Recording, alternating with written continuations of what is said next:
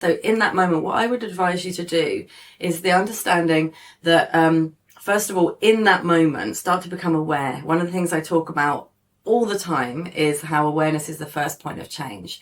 You know, as soon as you become aware of any pattern that you've got, there's an availability for you. There's a doorway into you for being able to make a change, be able to do something else. So I want you just, over the next week, I want you to start to literally observe yourself doing this, right? Start to notice what happens. Start to notice, okay, when does this form of procrastination come up?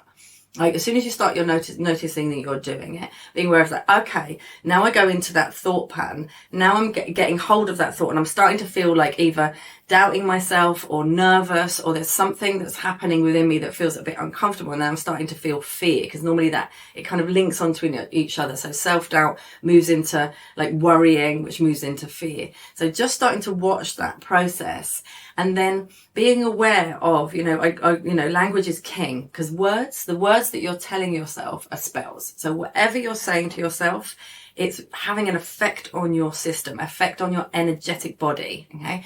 So what I want you to do is start to be aware of the language that you use in that moment. So when you notice yourself started going into that, like overthinking, into that self-doubt, what are you saying to yourself? You know, what are the words? And normally we've got between 3 to 5 drivers that are actually, it's almost like they're sentences that we've said to ourselves a lot. There's like a broken record of, I'm not good enough, I can't do it. What if I do it and it's not enough? What if I'm doing the wrong thing? I can't do it. I can't cope. All of these things in that moment, you look for yours, look for what yours are, because everyone's brain works slightly differently. So starting to think about, okay, what are those driving sentences that happen?